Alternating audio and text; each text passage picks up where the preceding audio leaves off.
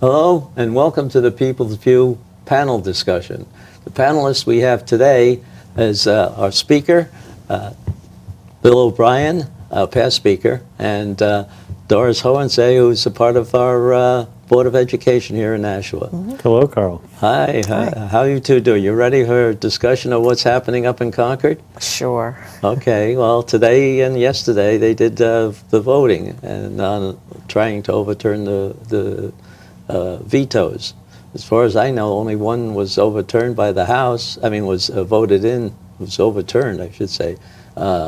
And I don't know what the Senate did with it. Does anybody know that? I believe that the Senate did not overturn the veto. Oh, really?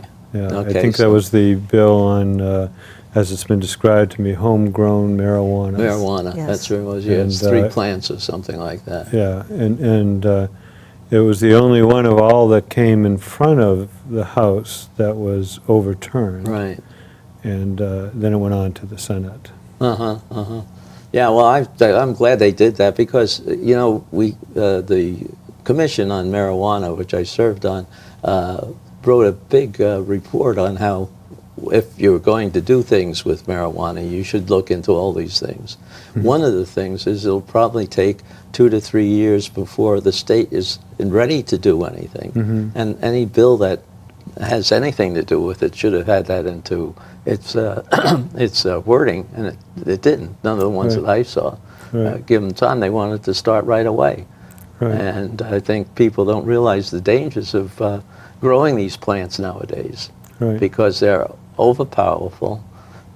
They treat it with different chemicals that if they don't take out of the marijuana buds can be dangerous to the people who use the marijuana. They don't have any way of having the measurements done. There's Right. no standards or anything set up by the state. Well, you've drawn on a couple of points that are really meaningful to me, Carl.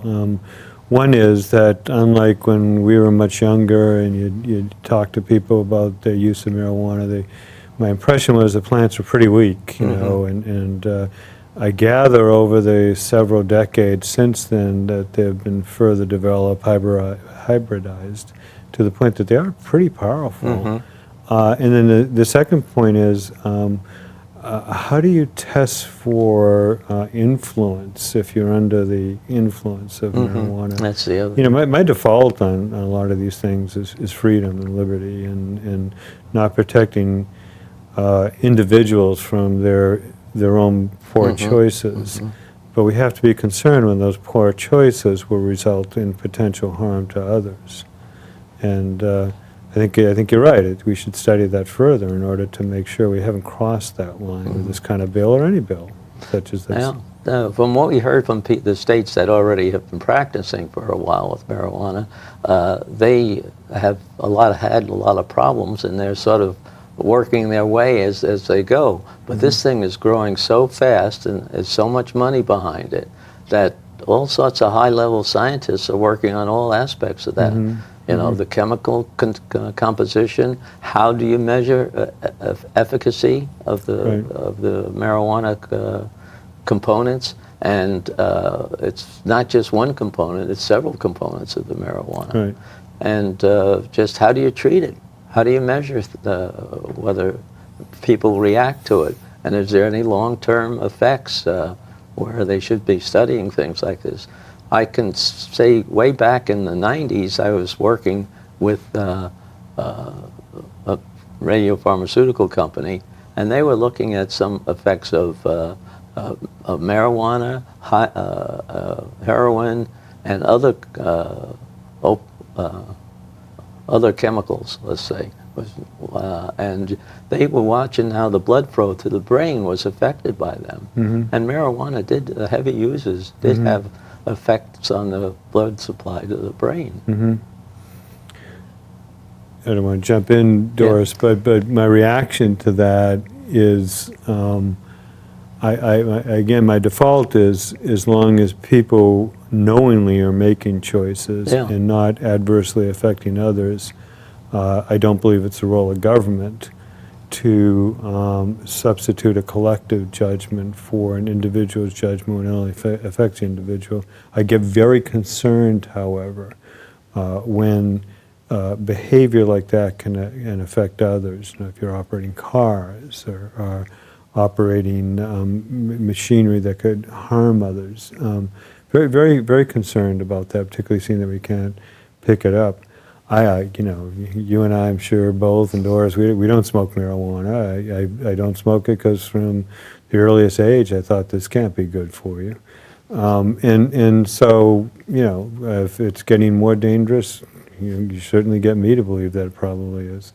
We have to take care here not to trample on liberty, but we also have to take care that we have a society that's reasonably safe. Well, yeah, you should be able to help them make good judgments, calls on their own. But I wanted to ask Doris if we hear anything with the schools in here. Well, we've talked about vaping, not this. I'm glad that we're learning from other states. Yeah. I wish our education reforms came in where we learned from another state and before we imported it. But vaping is something that came onto the landscape rather quickly. And we had a talk at one of the high schools this week, and it turns out the kids are actually learning. They took it in, they were using it, they learned that there's problems with it, and the usage is declining on their own. So, I mean, they were just not, they were a little bit ignorant on what the damages could be to their lungs and athletes. They had, so I'm encouraged that people, when they've given the information, that they can make good choices. But I believe the legislature just passed something that all our public schools, no smoking, no vaping. It's prohibited. Mm-hmm. Well, I think the fact that several people unfortunately died from this. Now, Yes. I don't know whether they narrowed that down to known manufacturers or something like that. I don't know if it was contaminants in it because they weren't controlling it. But that's the same thing that could happen with the marijuana. Right.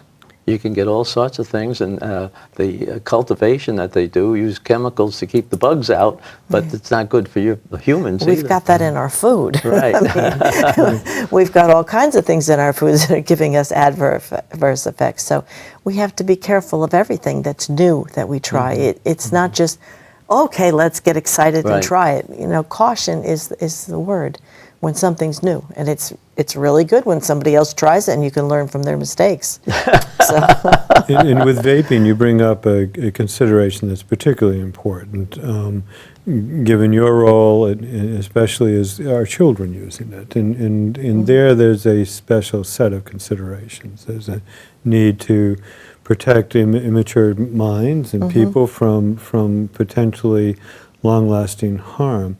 I do get a little concerned, however, about these hysterical approaches to all these new problems. You know, vaping does probably have a role. You know, we lose hundreds of thousands of people each year to the effects of traditional smoking, of cigarettes, probably cigars, pipe. It's not a good thing. And vaping originally came forward, and it may still have validity as a substitute for that. And if you rush to judgment on these things, you make mistakes, as we were saying with the marijuana bill. But you know, I've heard both sides of it. I've heard some people talk definitively that the deaths as a result of vaping are because of contaminants that are purposely introduced in some cases, you know, marijuana derivatives, certain flavorings and so forth. But we have to be careful. We're not giving folks or taking away from folks the opportunity to stop smoking traditional cigarettes, because there's also studies that show that adults who are addicted to nicotine and turn to vaping get off cigarettes. And you know, like many things, you have to balance. You know, we save more lives one way than the other. But that goes with a lot of things. And it doesn't goes with the age of maturity. That was I got perplexed. They say the mind doesn't develop till they're 25. And then you have the age of maturity, 18 to go to war, 21 to get alcohol. I mean, there's so many different ages. there would be nice if there was a little bit of consistency. I mean, because as a child, I mean, you want to know where's the threshold. Is it a different thing for every topic? It seems. You know, as it well could be, as it well could be. I mean, with alcohol, for example, when I was 19, they changed it down to 18. Remember that for a while. And, Yeah, it was 18 it for a was while. it was in that area for a while, and then they increased it back up to 21. I think there's always this understanding that whatever age you're going to have, you know, immature 22-year-olds and very sophisticated and mature 20-year-olds. So that any line's going to be arbitrary. The change that was made there, and you know, I wasn't in the legislature then, I was just a young person then. The change there was that they found that the age group of 18, some of them were still in high school, they were hanging around more often with children who were 16, 15-year-olds, and so it was flowing Right. down to those children, whereas if you're 21, you're out of high school, and there's not that necessary exposure of folks buying it to even younger kids. So it's a balancing. You Yeah, it know. is. There's no one thing. You can't say 21 you drive a car, 21 you go to war, 21 it's what is going on and But what's the if you're context. deployed, and at the end of the day you're not allowed to take a beer, Yeah. that seems a little bit odd. Yeah, but any line you draw like that at its extremes can look odd. Yeah. You know, if you say, for example, as was done actually in New Hampshire before the Obamacare put it in place, that folks up to the age of 26 can stay on their parents' health insurance. What's magic about, being 25 years old plus 355 days as opposed to being 26 plus 1 day? It's just, these are lines that are drawn. Originally, it was if you were in school, or Right. I remember So while that. you were in school, you got it, and I think then the other healthcare change was in everybody who was up to that age. So Right. it changed around a little Right. bit. Well, now they want to put everybody on Medicare, right? They do. Thank you, Kamala Harris and the rest of her cohorts there, who are some of the most unserious public officials and politicians that I think this nation has ever experienced since Aaron Burr decided that he needed a separate nation, Yeah. having been vice president of our nation not being enough. They're just so unserious. How much does that cost? I think it was scored by a nonpartisan group as about 32 to 33 trillion dollars over 10 years. That's essentially all the tax receipts. The federal government presently is in that area. Unfortunately, we spend about $1 trillion more than that, but it's so unserious. I don't think people realize, but plus the fact that they're giving the bureaucracy of this country a monopoly in healthcare, and we have laws to prevent companies from being a monopoly if they have 50% of the business. Right. And how do they see? Don't they see the difference in giving somebody a monopoly? That doesn't help getting the efficiency of manufacture, the controls. There's no initiative in doing better, other than maybe if you're a good guy or gal, you'll try to do better. There's no efficiency in the government. And so where else have we seen these monopolies in recent history? I guess it would be in communist countries. Yeah. Where there truly are monopolies, 100% monopolies. Right. And they didn't work well if your goal was prosperity. They didn't work well if your goal was freedom. They did, however, achieve something that the promoters of them liked, which is impoverish people, keep them under your control while letting the elite prosper. You know who the richest woman in Venezuela is? Richest person? Hugo Chavez's daughter. That is socialism for you, and that's why you get folks like Hugo Chavez and Bernie Sanders and others who think that they know better promoting socialism. Well, it's not taught clearly in our schools because our students, I mean, they don't understand the dangers clearly enough, or you wouldn't have them coming out and falling for these types of ideas. When I was a young fellow, my dad was in the military throughout my childhood and spent 30 years in it. At one point, he was stationed in Germany. He was stationed at a place called the Fulda Gap. Mm-hmm. Fulda Gap was, as you probably many of you know from history, was where if you want to invade Germany from the east, you want to get to France as quickly as possible. If you're going to make if you're the Soviet Union and you want to create facts on the ground, like I just split West Germany in half and I'm in France now and you got to negotiate with me, you'd have to go right up the Fulda Gap. And so they put an armored U.S. regiment right at the head of the Fulda Gap. And you know, my dad was stationed there. And you know, he got there, he said, you know, I was about 11, 12 years old, he said, you know, one of the rules is don't go within 5 kilometers of the East German border. And you know, I was 11 years old, and I had a bicycle. And so Kids use bicycles. Yeah. So, of course, I went there. You know what I saw? I saw barbed wire.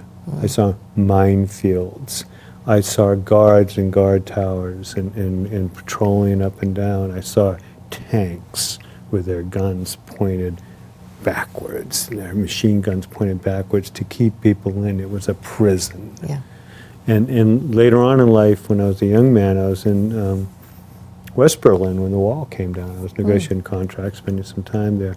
I had an opportunity within the first few days. Actually, I had an opportunity to knock a piece out of the wall, but I had an opportunity to walk up the main street of East Berlin. It was a continuation of a street that's somewhat famous, Unter den Linden. They changed it to Karl Marx Strasse. And I saw what socialism does. I saw what the socialism under the Nazis had done because the damage was still there from World War II. The fire stains were still on the Reichstag from National Socialism. I saw what International Association had done to such an industrious people as the Germans. I saw on one side of a wall prosperity, on the other side, in their jewel of a city, they called it, of East Berlin. I saw the damage from World War II there. I saw buildings that people were living in falling down. That's socialism. And we ought to condemn our schools that aren't teaching the reality of a discredited 19th century philosophy that in the 20th century killed 100 million people. Not because it was not implemented well, I heard that argument recently, Yes. but because at its core, it's coercive. At its core, it takes away freedom so that we can all hew to the collective. And that's not human nature, and that means, in the end, if you're Lenin, you have to kill culottes. If you're Mao, you have to kill the peasants who don't go along with it. If you're Hugo Chavez, you have to stomp on your opponents and drive them out of the country. That's socialism. Yeah. And what do they do when teaching these things at our schools? I have trouble. Getting. We had a parent that wrote to us and said that we have racism in our first grade, and he didn't appreciate his son coming home and being taught based on the color of your skin, you have to treat people differently. They said it would go to curriculum. This was back in June. Then they thought better of it. They didn't want us seeing what was in there, I guess. And now they're saying there's no such thing, and he'll have to complain to the teacher, to the principal, and if it comes all the way up, and if they haven't beaten him down, if it comes all the way up to the board, then we'll hear it, whatever they bring to us, but we're not allowed to investigate anything. So it's like There's no oversight. there is blowback for parents Yeah. that complain. And parents understand it. So rather than get the blowback, they come and they say, can you help me? So you listen to the complaint, and if it seems reasonable, why can't we look at the curriculums? So you're saying that the majority of your board doesn't look into these things? No, they absolutely And do not. they agree that that's not their business, or what? Well, if 57 students come in and they say they don't want pop guns in the school, the air rifles, then it's all right. You don't have to come up through the channels. But if it's something that's not And the politically- channels is the administration right, that blocks go to it? the teacher, the principal, whatever. There's a chain of command. Yeah, and it doesn't go all the way up to you, though. You It never does hear come about all the way up to, go to the superintendent, and then if they're still not happy with the decision, it comes to the board. Doris, can I ask you a question? Because I was on a school board in a little town, nothing like the city of Nashua. But I used to, there was a lot of pushback initially when I started doing this. But I would randomly arrive at the school, and I would say, let me in. Now, the first time we had to call down to the superintendent and all that, but I said, I'm a board member. I'm fact gathering. And I would walk into the school and I'd sit in classes. And That's exactly what I had expected before I was sworn in. This new superintendent deactivated our ID badges that allowed us to go in every building. He told us that we are not allowed in the buildings. We are not allowed to talk to the principals without his prior approval. We cannot talk to teachers. We cannot do that. So what he did this week and next week, he scheduled 2 meetings a day, or 2 tours a day. So if we wanted to go through the schools, we have to go on a scheduled tour, either 10 o'clock or 1 o'clock, where the principal brings us around and shows us what's going on, and that's it for the year. So nobody on your board's strong enough to say, Mr. Superintendent, we make the rules, you don't make them? They like those rules. They like them. The yeah, no, majority it takes a wants- majority. It takes a majority. The majority decides. And it's I can accept that, okay? I lose. I'm the Yeah. minority. But when they shut me down, like yesterday, I was saying these procedures, these election procedures are not going to stop the problems that we already had. Right. It will not stop getting more ballots than there are students, like we had in our classrooms this year. Oh, you think I just, shot the president or something? Because she immediately turned around, she censored me, she told me that I was racist because the winners of the elections on our school board were students of color. It was the procedures. It has nothing to do with the particulars. Yeah. But they couldn't understand that later. And she says, and that's an unfounded allegation. You cannot bring unfounded allegations to us. I asked the student rep, and she said, yes, that did happen. And they had to re-vote. It was for class officers. So I want some clarity in their rules. And I was making a suggestion, not mandating it. And I was censored and shut down. You know, Doris, racist. I think the viewers of this particular program have to understand the importance of what you're saying here, because it's not Doris Hornsey that's No. not allowed in there. It's the people of New Hampshire that are not allowed in there, the taxpayers, the parents. people of You're Nashua, an yes. elected official. We have representative democracy. And we go to the ballot box because we want people to run portions of the government. In your case, you and your colleagues are supposed to run the schools. And if the hired help are saying can't come here, that's a breakdown in proper governance. Yes. And the fact that the majority of your board will countenance that is appalling, is absolutely is. appalling. That's why I've got 5 candidates. We're running again in November, and we're going to try to get elected and restore order and civility and the rule of law to our school board. Yeah. It's- It doesn't matter what the issue is. What No. it matters is the elected boards being allowed to properly carry out their oversight and governance. And they're saying we're giving you no oversight whatsoever. and no voice. It reminds me, and I don't want to be outrageous about this, but I think it's a clear analogy. I remember when, again, I was living in Germany, and my father's generation were folks that fought in World War II, and we would come across his friends. And I remember talking to one of his friends who was a prisoner of war in Germany. He was in prison during the North African campaign and wasn't freed until Patton's army came into Germany. And he talked about the Red Cross inspections that they used to have and that spruced things up. And you knew that if you said anything adverse to the Red Cross representative, your life would be hell. And so what this school official is saying, this hired employees is saying is, we'll give you a Potemkin Village tour of our schools when we're darn good and ready. And we're going to make sure you don't see anything adverse because we don't want you to have any control here. Tell us what to do. Right. And when a parent reports that there's racism in our curriculum, or deliberately or inadvertently, we don't even investigate, because that's an allegation, it's unfounded, and we don't have to investigate. To me, it's disturbing. Mm-hmm. I mean, to me, I want to know that it's wrong. I want to know that it's, what's going on, and if there's a problem, to correct any misunderstanding. Well, But if you no. don't investigate, how do you know the allegation is We're false? supposed to sit patiently and wait, Ah, and it'll come to us, or there's nothing for us to do.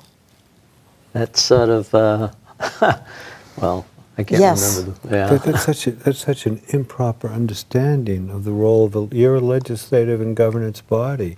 Judges Yeah. do that. You wait for a case of controversy to come. Yeah. Not if you're an Obama-appointed federal judge and you go out there and you find any old case and start issuing nationwide injunctions to try to kneecap President Trump. But properly, judges wait for an actual case and controversy. They're basically saying you'll sit there as sort of a judicial board and rule on things. They say but- you don't want to be prejudiced or biased by getting any of the facts before it comes to you.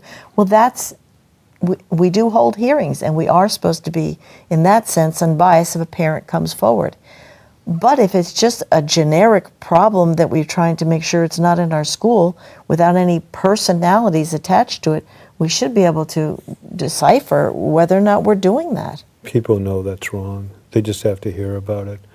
Carl, you and I were in the legislature together, and people expected us to talk with them, to come to meetings. They didn't expect us to sit as an exalted group up in Concord waiting for facts to be filtered to us. Right. They expected us to be out there and take their phone calls and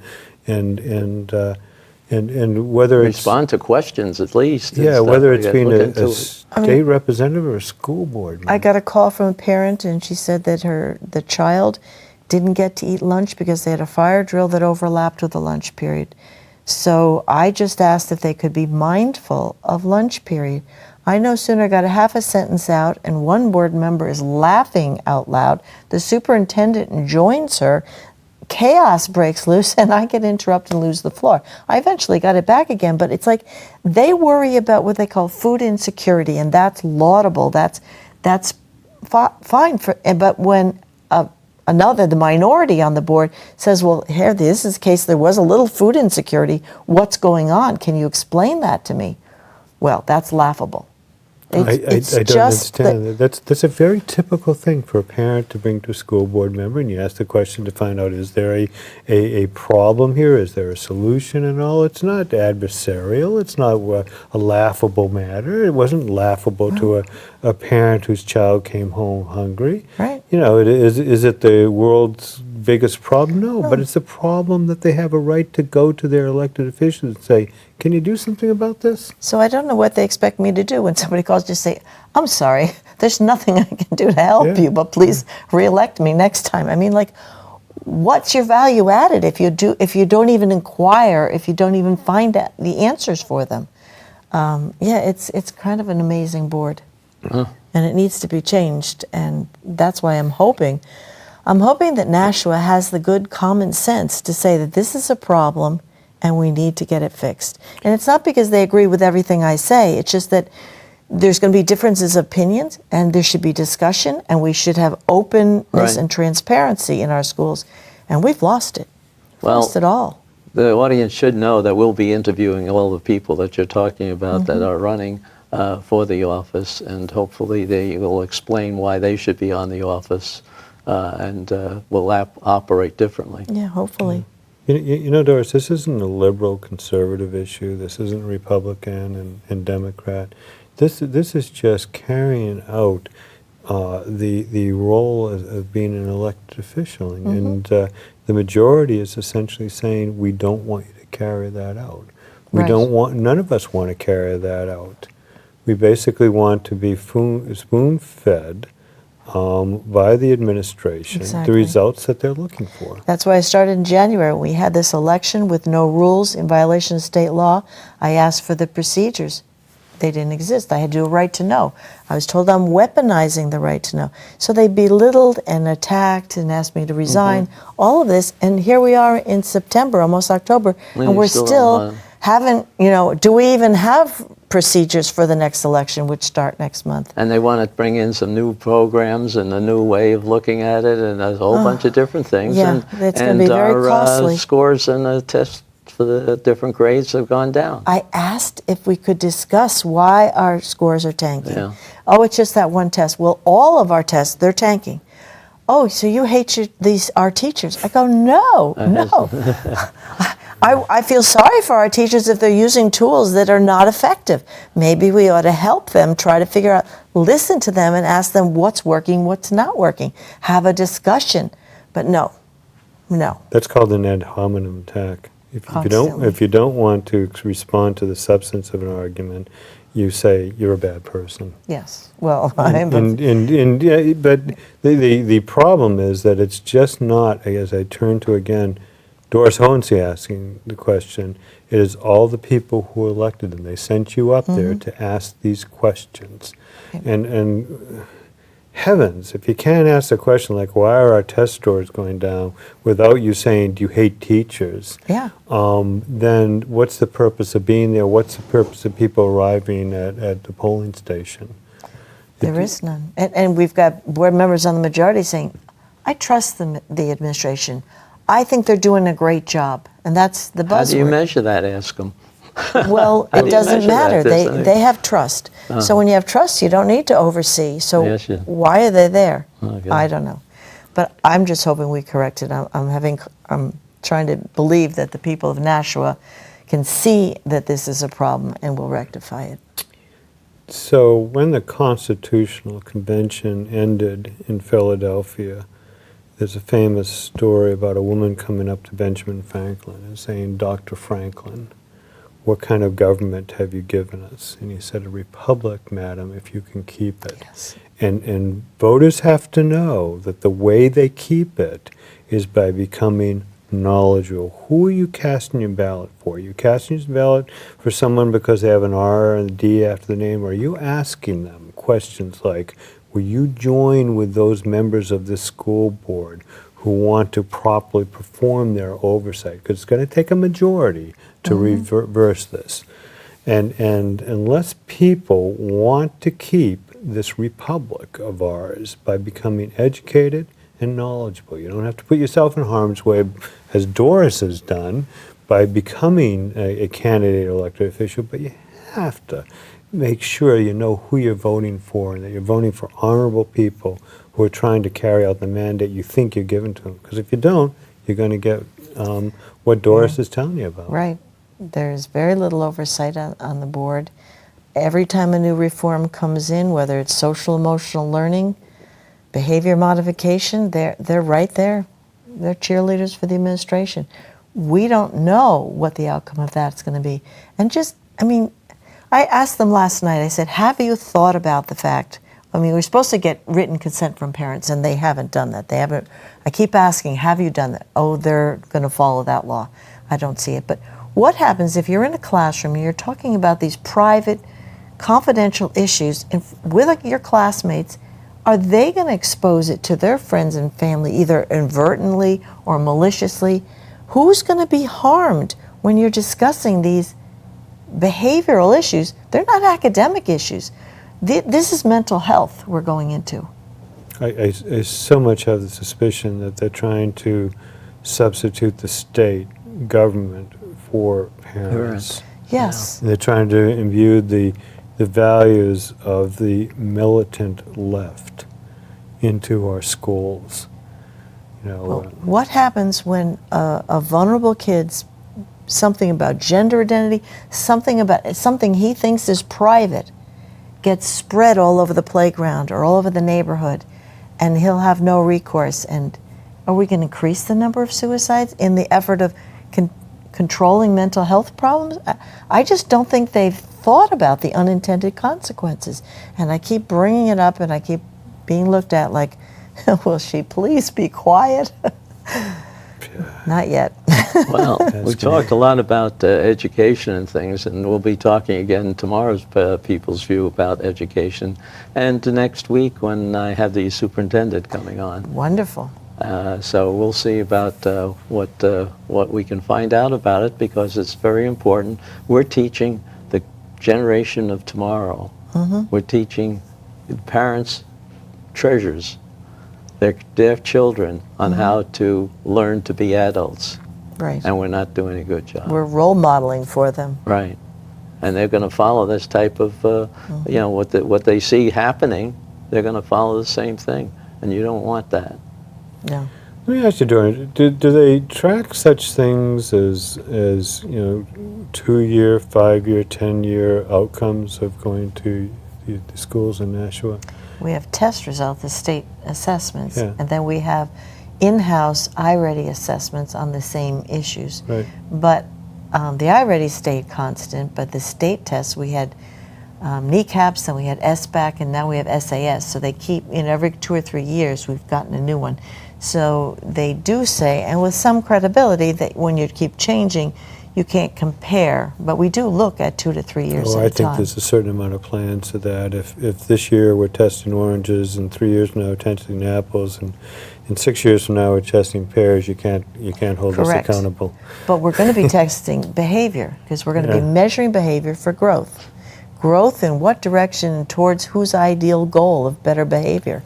But so much of government doesn't get subjected to the ultimate tests. I remember talking to folks when I was up in Concord, and they'd have these, quote, job training courses, and there'd be courses on, you know, how to, you know, type up a resume, how to do this, how to do that, and so this is all well and good. Intuitively, you'd think it'd be something that would help people out. I said, did you ever look at, you know, a year later, how many of those folks actually had a job? Yeah. 4 or 5 years later, how many were still holding a job? They never, in any of our schools, our secondary schools, go to look at some of the graduates and say, did they go on to college? Not that that's the only measure of success. If they did go to college, did they finish college? That's the Did they question. go on to trade school? And if they did, do they have a trade now? We or did know they how drop many out? go to college, but I don't know that we know how many You follow know, through. several years ago we did. We followed Yeah. up with that with the National Community College, and they used to give reports. They've Right. stopped doing that. They found out that several of the high school graduates were taking more remedial courses than they took regular courses right, I've over heard there that. at the high school. And Some now they people don't call them remedial, they've Yeah, I know. changed They it. changed the name. Oh, they changed So it, now yeah. you don't Yeah. even know when they come in if they're remediating or they're taking There was one college of level work. the famous national universities, and famous nationally. I'm trying to remember what it is. I hesitate to name one because it might have been another, but it was of the order of like Stanford or anything, where a majority of the incoming freshmen had to take remedial reading and writing. And these are kids who are naturally smart. You know, they wouldn't be there. And yet they were deficient in being able to understand what they're reading and express themselves in written form. Well, writing, you talk about writing, they don't teach cursive writing. Not just content, but just We the got that fact- back in the school. We fought. We were You got it? belittled. We were yelled at. We were told that we were impertinent. And then they found an English language arts curriculum that they liked, the teachers and the administration liked, and it happened to have cursive in it. Ah, So they didn't really talk about it. And we're like, good. But is it Yeah. only in the elementary schools? it's, yeah, K to 5. Because but I you- talked to a teacher who teaches in the junior high, and they come in and they can't read written No. notes. Well, it's Amazing. traditionally 2nd and 3rd grade, somewhere in there. Yeah. So I don't know that it would be bumped up to the middle school. But right now, we Yes. have, this is the result of ignoring cursive Common writing. Core got and rid of it. it's not very much time. I mean, I think they said it was taking too much time. How much time is it? Well, it's been 2010 Common Core was adopted in New Hampshire. It's 2019, so there's been a span. But when we proposed it, they said, how dare you do that without consulting with us first? We would need to have professional development to teach the teachers how to teach cursive. And we were lambasted for being horrible and rude and inconsiderate. And now we're taking in social emotional learning, and there's endless PD on professional development on that. But there's free grants for that. Oh, heavens. Yeah. Heavens. Well, I don't know whether we can solve this or not, but let's hope we get people to at least discuss it more openly. I'm hoping. And people should be writing letters to the editor, should be getting, at your committee meetings, and your committee meetings are what, twice a week or something? Oh, no, we've eliminated them to once a month because we don't want to. Once a month? Well, yeah, because the administration can go on its own. We used to be twice a month, Oh, boy. every 2 weeks or so, but no, it's once a month. Then they cut down the hours, only 2 hours. If you go over, you have to have a vote. And they And used how to, many students do we have? 1,100? 11,000. 11,000. Yeah, 11,000 students, and you only need to be meeting. Once a Once a month, month. for 2 hours. Uh-huh. Yeah. Okay. We have committee meetings too. How are the committee meetings going? Oh, they're going great. They're all stacked, and the new people are the chairs. And if I make a motion, nobody will second it because it's stacked. So it's delightful. I mean, a lot of times we just second things for discussion, so we can discuss that point of view. No, there's no collegial spirit there. Well, let's switch to Concord. The little things that are happening up there. More cheerful. So the House didn't overturn any of the vetoes except one for one, and then that one didn't go through the Senate, as I understand it. Yeah, as we were mentioning, that marijuana bill didn't go through the Senate, my understanding is. The way the veto process works in Concord is whatever bill, wherever the bill originated that's been vetoed by the governor, it first goes back to that body, the House or the Senate, to determine whether that body wants to overturn the veto. So there were a whole bunch of bills that just stopped in the House. The only one that didn't was that homegrown marijuana bill. My understanding was it arrived in the Senate. The Senate declined to overturn the veto. All the Senate bills, on the other hand, didn't get to the House. They declined to overturn the veto on all those. So of there was his no vetoes- exchange. Well, no, I mean, there's still the budget. There's the budget. House Bill 1 and House Bill 2. House Bill 1 is the actual figures in the budget, it probably Right. just looks like a big spreadsheet. And then House Bill 2 is particular amendments to the law to accommodate the new budget. Both those were vetoed by the governor. And my understanding has not come up yet. My understanding as well is that the majority, the Democrats, decided to, not that I hate to be, but I don't want to be a person who's too pejorative, but they pulled out of the hat a House Bill 3 and 4. Now, understanding where these budgets come, as you well know, and I'm sure your listeners understand, it's a lot of work to come up with a budget. There's a lot of oversight, a lot of questions, a lot of testimony. So literally, with a House session on a Wednesday, they came up with a bill on Tuesday that would replace all that. And then, it was sort of a ploy. They wanted to be able to say, Republicans don't care about people. And it takes, in order to bring this is called a late bill. Calendar said long ago these bills should be run in. It takes 2/3 of the legislature to suspend the rules to let it in. And I think they knew, and what legislator who cares about his or her job would ever allow a bill like that on the House floor when they have never read it? That's something that's apparently done in Washington, but has never been done in Congress. So that was stopped as well. So coming up is going to be the budget vetoes, and then assuming, because I think it will happen, that the veto is sustained, then you have what we're operating under now, which is called a continuing resolution. It's actually a law itself, but it says we just spend at the rate we were going along last year and wait to see if we get in the budget. People will be pleased to know, by the way, we've saved Some people say millions. I think tens of millions of dollars just by not increasing the spending. That's right. And I don't know. You can still drive down the road, and Uh-huh. you can still do all you need to do, Uh-huh. even though, we're saving millions of dollars. And yeah, unfortunately, some of the things that do need to get done are going to get done, and the things that we wanted as Republicans in mental health and everything, that people aren't approving. Right. So we'll see what happens. Because if they go for another 30 days, 3 months or what was it? Well, I think they're talking about, currently we're under a 3-month or Right. 90-day continuing resolution. I think they're talking about either 90 or 120 days. That could 120 days, take yeah. us into next year, literally, Right. to sometime next January. When they're supposed to start the next new bill. The session. second half of the session, Yeah. anyway. Yeah. The interesting thing is, however, and I expect we'll see a little bit of this, is the way the House rules work.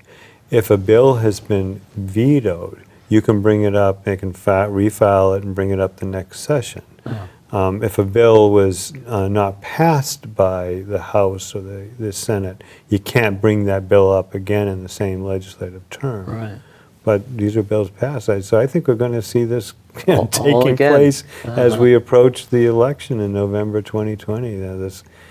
There's just so much of an unseriousness that has come to overlay politics now. It's all positioning. It's not doing the people's business. It's not taking care of the mental health problems that you've mentioned that really do need attention. Just I'm trying to show you're bad or I'm good, and meanwhile there's Yeah. a hope that people aren't watching, or just the filtering to your own side the message of outrage, which is it's not good in the end. People again, I turn to people. You have to pay attention to what's happening, and if you do, you'll never put up with this.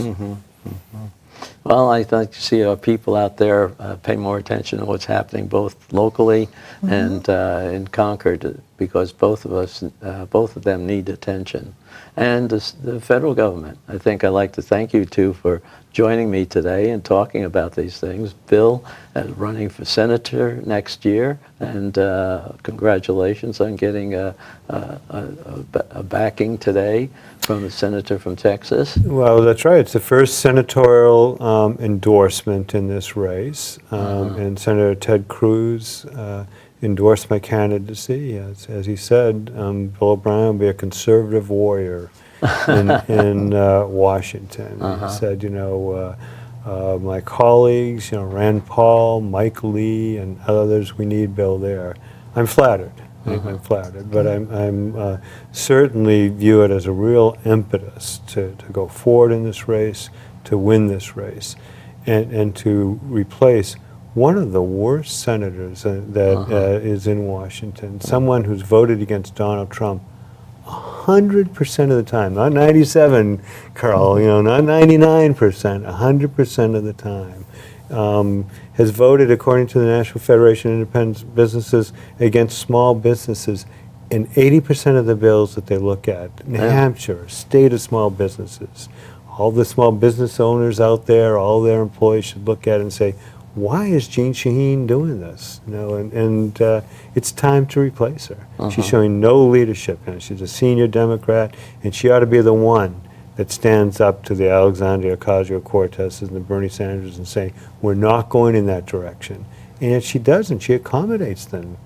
I'll give you an example of that, and then I'll move on. But Leader McConnell gave her the opportunity to vote against Alexandria Ocasio-Cortez's Green New Deal. And that's the one that would say, no plane travel in 10 years, tear down every building over the next 10 years, no fossil fuel, all you people in Nashua and the rest of New Hampshire that use oil or gas to heat your homes, forget it. You're going to have to, you can't do that anymore after this bill passes and 10 years have gone by.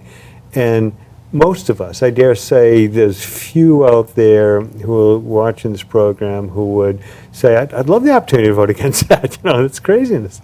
Jeanne Shaheen didn't take up the opportunity to vote against it. She voted present.